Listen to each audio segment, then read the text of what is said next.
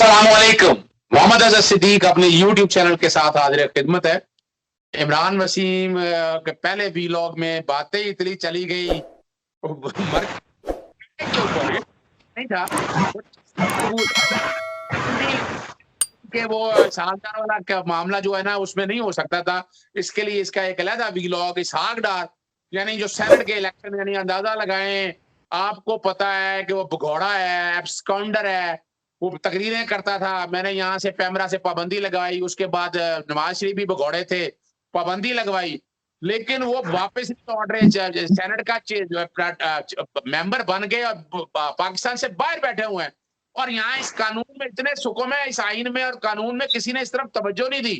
और ना ही election commission ने कोई इस हवाले से कोई मैकेनिज्म तय किया, हालांकि जिम्मेदारी उनकी थी। ना ही सेनेट के हवाले से यह मामला आया। सारे जो जमहूरियत की बातें करते रहे, खामोशी से बेवकूफ बनाते रहे। चूंकि इमरान वसीम साहब इस्लामाबाद के अंदर मौजूद है, बड़ी ताजा ताजा और गर्म गर्म खबर मौजूद है। इमरान क्या करा रहे हो भाई? लगता है सदीक साहब ਤੁਸੀਂ ਹਫੀਜ਼ ਸ਼ੇਖ ਨੂੰ ਸੈਨੇਟਰ ਬਣਵਾ ਕੇ ਹੀ ਛੱਡਣਾ ਹੈ। ਤੁਸੀਂ ਹੁਣ ਪਿੱਛੇ ਪੈ ਗਏ ਹੋ ਕਿ ਹਫੀਜ਼ ਸ਼ੇਖ ਨੂੰ ਸੈਨੇਟਰ ਬਣਾਣਾ ਹੀ ਬਣਾਣਾ है। ਭਾਵੇਂ गिलानी को हार ही गया है, ਤੁਸੀਂ ਉਹਨੂੰ सैनेटर बनाना ही बनाना है।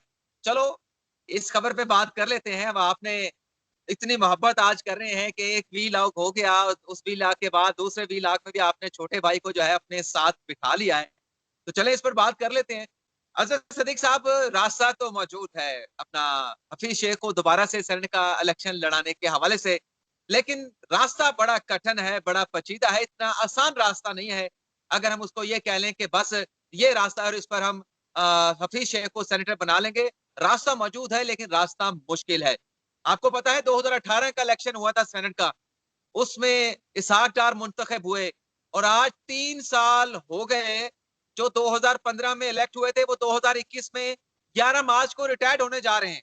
और आज 2021 में 11 मार्च को इसहाक डार की जो 6 साल की सेनेटर की जो एक उनका टेन्योर है उसमें से आधे पूरे हो जाएंगे।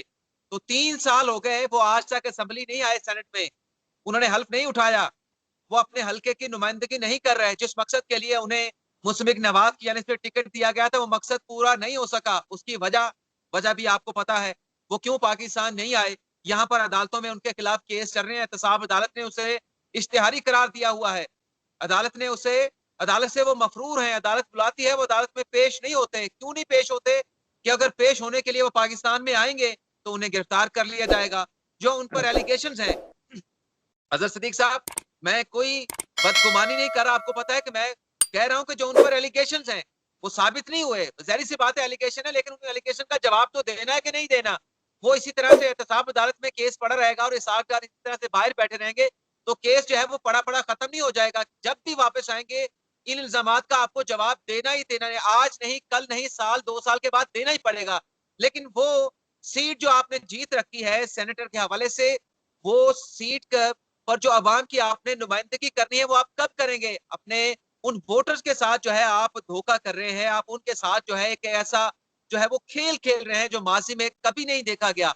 अभी चौधरी निसार साहब का भी मामला है, सूबाई असेंबली में 2018 से जीते हुए 3 साल हो गए हैं, तकरीबन 2.5 साल हो चुके हैं, वो भी पंजाब असेंबली में नहीं गए। वो क्या कहते हैं जी, मेरा इशू ये है कि मैं नेशनल असेंबली से कैसे हार गया, सूबाई असेंबली से मैं जीत गया हूं, लेकिन कौमी असेंबली से मैं कैसे हार गया? उनका ये मौकिफ है जी। और सियासी हवाले से वो सामने तो नहीं आते, लेकिन सियासी मीटिंग के लिए एक सियासी आपसे मामला एक अहम सवाल रखना है मैंने, जो कि बात फिर जेन से स्किप ना हो जाए। आपको ताउला कासमी वाला मामला तो याद होगा, आपको याद है सुप्रीम कोर्ट ने उनको पासपोर्ट के हवाले से, आप जो कि कोर्ट में प्रोसीडिंग में थे, तो मैं चाहूंगा साथ साथ पहले वो जिक्र कर दें, उसके बाद जो अमेंडमेंट ला रहे हैं या काबीना ने क्या मंजूरी की सागदार के हवाले से, कानून में क्या करूंगा बाद में पूछता हूँ। अताउल्ला कासमी आपको याद है कि वो कितने भी पड़ गए। वो जनाब अदर सदीक साहब, वो तो बड़ा मशहूर केस हो चुका है अताउल्ला कासमी वाला। उसमें तो जितनी मराद ली थी अताउल्ला कासमी ने, सुप्रीम कोर्ट ने मुश्तरका तौर पर परवेज रशीद को, इसहाक डार को और गालिबन तीसरा नाम फवाद हसन फवाद का था, ये तीनों मुश्तरका तौर पे वापस करेंगे। कोई 20 करोड़ रुपया या पता नहीं 18-19 करोड़ रुपया बनता था, वो इन्होंने देने हैं। लेकिन वो फैसला तो चले, मशहूर फैसला इस तरह से हो गया कि हुकूमत ने नईम बुखारी को लगा दिया और वही फैसला नईम बुखारी का सर भी ले गया कि आपको चेयरमैन पीटीवी नहीं लगा सकते, वो उनका सर भी ले गया। तलवार चल रही है, तलवार तो फिर सबके लिए ना, ये तो नहीं है कि एक के लिए अलग, दूसरे के लिए रहता। कोर्ट का फैसला मानना है जी, अगर उसकी कोई पैरामीटर फॉलो नहीं हुए, नईम बुखारी साहब की अपॉइंटमेंट करते हुए फॉलो नहीं किए गए, तो जाहिर सी बात है अगर फॉलो नहीं करेंगे तो वो अपॉइंटमेंट इलीगली करार पाएगी। लेकिन जो रास्ते की बात हो रही थी उसी पे आ जाते हैं डायरेक्टली। मेरे ख्याल में टाइम पहले काफी ज्यादा हो चुका है। रास्ता यह है कि कुछ अर्सा पहले वफाकी काबीना ने एक कानून मंजूर किया था। वफाकी काबीना से यह कानून ये मंजूर हुआ है, और उस वक्त ये सेनेट का मामला भी सामने नहीं आया था कि ऐसे कुछ सूरत हाल बनेगी, गिलानी जीत जाएगा, हफीज शेख हार जाएगा और हम उसे किस तरह से मुंतखब कराएंगे। ये लेजिस्लेशन पहले हुकूमत करने जा रही थी कि अगर ऐसी सूरत हाल बन जाती है, कोई ऐसा बंदा पार्लियामेंट का मेंबर बन जाता है, सूबाई असेंबली का मेंबर बन जाता है, नेशनल असेंबली का या सेनेट का मेंबर बन जाता है, और एक पर्टिकुलर टाइम फ्रेम के अंदर वो अपना हल्फ नहीं उठाता, वो आकर अपना हल्फ नहीं लेता, तो इस सूरत में क्या किया जाए। तो एक पर्टिकुलर जो है वो टाइम स्पेन जो है उस लेजिस्लेशन में मुकर्रर कर दिया गया है कि अगर उस टाइम फ्रेम के अंदर वो बंदा अपना हल्फ नहीं उठाएगा तो उसकी सीट के ऊपर दोबारा से इलेक्शन होगा, दोबारा से रीपोलिंग होगी, अवाम को दोबारा से मौका दिया जाएगा कि वो अपने नुमाइंदे का इंतखाब कर सकें। लेकिन वो मामला वफाकी काबीना के बाद जो है वो पार्लियामेंट में नहीं आया। लेकिन लगता यह है कि अब जो सूरत हाल बनी है, क्योंकि हुकूमत लाजमन चाहती है कि हफीज शेख जो है वजीर खजाना होने चाहिए, क्योंकि उनके आलमी मालियाती इदारों के साथ ताल्लुकात भी हैं, रवाबित भी हैं, और जो IMF के साथ पाकिस्तान का पैकेज साइन हुआ था उसमें भी हफीज शेख साहब ने बड़ा अहम किरदार अदा किया था। हफीज शेख की कारकर्दगी पर बहुत सारे सवाल उठाए जा सकते हैं, लेकिन हुकूमत की जो तरजीहात है, हुकूमत के पास इस वक्त हफीज शेख से बेहतर कोई चॉइस मौजूद नहीं है। तो हुकूमत की कोशिश होगी कि हफीज शेख को दोबारा से ये लेजिस्लेशन जो है कराई जाए, पार्लियामेंट से पास कराई जाए, या फिर अगर हुकूमत समझती है कि इस मामले पर ऑर्डिनेंस लाया जा सकता है तो हुकूमत के पास ये भी ऑप्शन होगा कि ऑर्डिनेंस लाकर इसहाक डार की जो नशिस्त है जो 3 साल से खाली पड़ी है उसे वेकेंट डिक्लेयर कराया जाए और वहां पर दोबारा से पंजाब असेंबली में इलेक्शन हो। लेकिन पंजाब असेंबली में अजहर सदीक साहब मुझसे ज्यादा आप कानून जानते हैं कि जब दोबारा वहां पर इलेक्शन होगा तो सूरत हाल यही होगी जो गिलानी और हफीज शेख की यहाँ पर कौमी असेंबली में बनी थी। तो इतना आसान नहीं होगा, और मौजूदा तनाजर में जब यहाँ पर कौमी असेंबली में बड़ा सख्त मुकाबला हुआ, एक बड़ा टाकरा हमें देखने को मिला, तो अगर ऐसी सूरत हाल बन गई कि सेनेट का इलेक्शन इसहाक डार की सीट पे होता है और पंजाब में होता है, इसहाक डार की सीट पे होता है, तो ये मार्का भी इतना आसान नहीं होगा।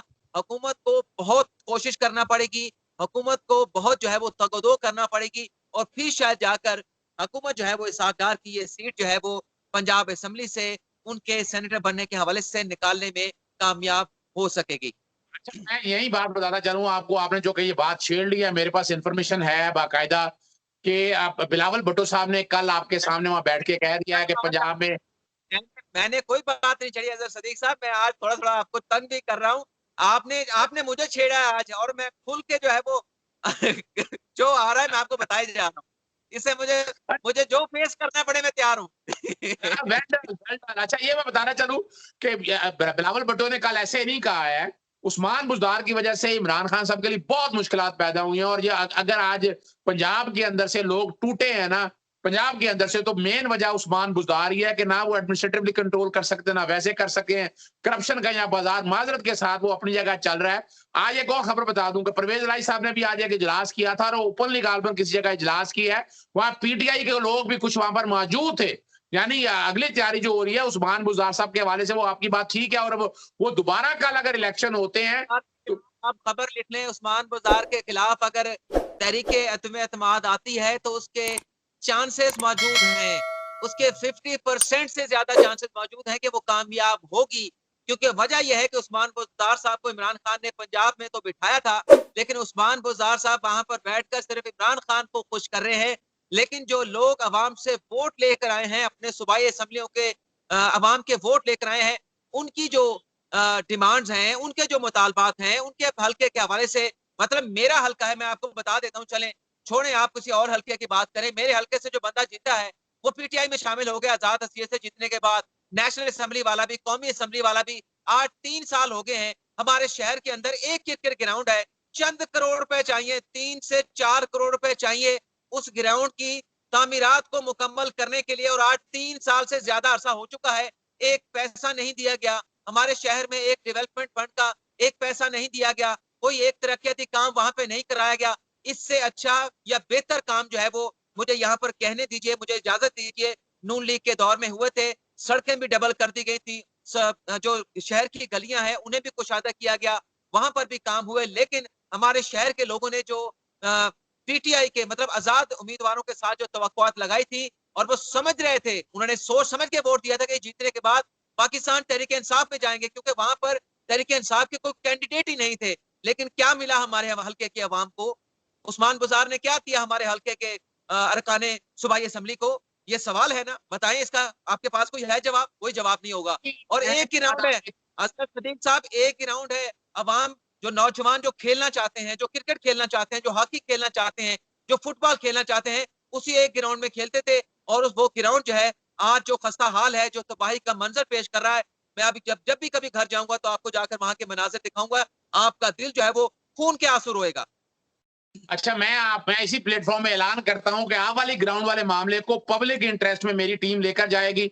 मैं चाहूंगा वहां से डिलें भिजवाएं, सबूत भिजवाएं, हम इसको बाकायदा हाई कोर्ट में रजू करेंगे। पहले मैं बाकायदा रिप्रेजेंटेशन दूंगा, मैं आगे लिखूंगा। और ये आपने आपने इतना जबरदस्त समा बांध दिया है। अच्छा, ये आपके, मैं आपको बताता चलूं, जो आपने बात किया, जो समा बांधा है ना, वो सारा वो मेरे लिए बड़ी तकलीफ दे बात है। मैं इस प्लेटफॉर्म पे ऐलान कर रहा हूं कि मेरी पूरी टीम जो है ना आपकी, वो क्रिकेट ग्राउंड और सारे मामले को टेकअप करेगी। मुझे तस्वीरें भिजवाएगा, रिप्रेजेंटेशन लिखेगी, और कोर्टों में भी जाना पड़ा, हाई कोर्ट में भी जाना पड़ा, बिल्कुल कोई झिझकेंगे, और हम उनके चेहरे दिखाएंगे सारे मसले में। ये मजाक बना ली है कि हमारे, और ये मैं बचाऊं। दूसरी बात जो है ना, जो कि वीलॉग ज्यादा लंबा हो जाए ना, मैं इस आगदार के हवाले से, जो कि मैं इंडिपेंडेंट भी वीलॉग करना चाह रहा, सिर्फ एक बात मैं आपके सामने रख देता हूँ। लेकिन वो इतना आसान काम नहीं है, मैं जो समझता हूँ ना। लेकिन रिप्रेजेंटेशन तो होनी चाहिए हर तरह से। आपने बिल्कुल है। सेनेट का मेंबर बनाया है।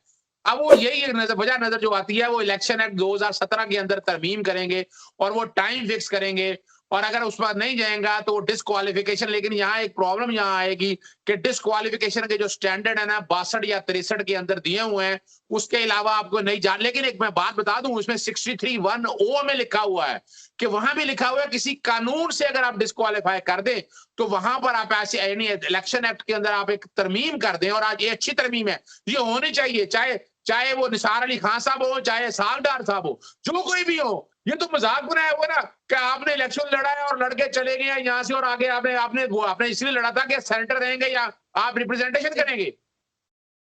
मैं एक बात ऐड कर दूं, उसके बाद हम प्रोग्राम का इख्तिताम करते हैं। और मेरे ख्याल से बड़ी जबरदस्त बात मैं करने के लिए जा रहा हूं, आप भी उस बात को जो है वो इंडोर्स करेंगे। देखें, माफी चाहता हूं।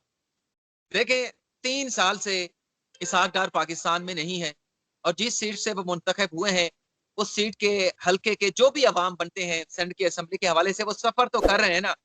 अब इसमें हुकूमत को बजाय ये सोच के कि हमने यहाँ पर हफीज शेख को लाना है, एक नेक नियति के साथ लेजिस्लेशन करें, नेक बिल्कुल नियति के सर। साथ, किसी को Agreed. नामजद किए बगैर ही। भाई यहाँ पर कोई नया बंदा है, जिस मर्जी जमात से आ जाए, इलेक्शन होगा, ओपन होगा, जो मर्जी जीत के आ जाए, लेकिन अवाम की नुमाइंदगी तो हो। इसहाक डार की सीट को वैकेंट किया जाए और यहाँ पर एक आजाद इलेक्शन हो यहाँ पर, और जो मर्जी मुंतखब होके आ जाए, चाहे नून लीग का बंदा मुंतखब होकर आ जाए, चाहे हुकूमत पाकिस्तान का वज़ीर आज़म इमरान खान का बंदा मुंतखब होकर आ जाए, लेकिन कोई बंदा आए तो सही जो जाकर सेनेट में इस नशिस्त के ऊपर अवाम की वहां पर नुमाइंदगी करे, लेजिस्लेशन के हवाले से मुआवनत फराहम करे, अपनी इनपुट दे। कोई तो बंदा आए ना। अगर हम फेयरली बात करें तो किसी को आना तो चाहिए। ये सिलसिला इसी तरह कितने साल तक जारी रहेगा? क्या 6 साल तक इसहाक डार बाहरी रहेंगे और उनकी नशिस्त की इसी तरह से जो है वो ऑक्यूपाइड तो रहेगी, लेकिन बज़ाहिर अमली तौर पर उनकी नुमाइंदगी सेनेट में नहीं होगी। आपने बड़ी जबरदस्त बात कह दी है, और मैं आपकी बात को एंडोर्स इस तरह करता हूं। ये फ्रॉड है। It's a fraud on the constitution and the act. आप, यानी साहबदार साहब को खुद थोड़ा सा ख्याल करना चाहिए, पीएमएलएन को खुद ख्याल करना चाहिए। यानी ये शख्सियात को इम्पोर्टेंस क्यों दे रहे हो? डिजाइन और देखना चाहिए यार। बाकायदा लेजिस्लेशन आए इसके अंदर, इसमें कोई भी शख्सियत नहीं आए, जो कोई भी इससे इफेक्ट होता है, और ये होना बहुत जरूरी है। मैं भी इस मामले को मैं बताता हूं, आप इसी प्लेटफॉर्म से मैं ऐलान कर देता हूं, अगली खबर भी दे देता हूं कि इसहाक डार वाले मामले में इस लेजिस्लेशन के हवाले से मैं भी लिखूंगा, और मैं बाकायदा कोर्टों में भी जाना पड़ा ताकि ये लेजिस्लेशन बाकायदा आए और बेहतर की तरफ जाए। ये बस आप मैं, हाई कोर्ट में रिट भी दायर करें। जी बिल्कुल ऐसा ही होगा। एक वी लोग, तुम्हारा जीत जाए, बेशक ये सीट दोबारा नून लीग जीत जाए, लेकिन बंदा वो आना चाहिए करते हैं जो आपकी इस बात सेनेट के इजलास में मौजूद हो। आपकी इस बात से बिल्कुल इत्तेफाक करते हैं। वीलॉग बहुत ज़्यादा लंबा हो गया है, ज़्यादा दीजिएगा, ज़रूर से ज़्यादा लंबा हो गया, लेकिन बातें आपको पता है बहुत ज़्यादा करारी मिर्च मसाले के साथ, और ये सारी चीज़ें हक़ाइक़ पे है ना ये सारी चीज़ें। इजाज़त दीजिएगा, चैनल सब्सक्राइब करते हैं मेरा, और बेल आइकॉन भी क्लिक करें। इमरान वसीम का चैनल भी सब्सक्राइब करें और साथ बेल आइकॉन भी क्लिक करें, और ताकि आप तक फ़ौरन इन्फॉर्मेशन। अल्लाह हाफ़िज़, खुदा हाफ़िज़, पाकिस्तान ज़िंदाबाद। आबाद ले भी पाकिस्तान।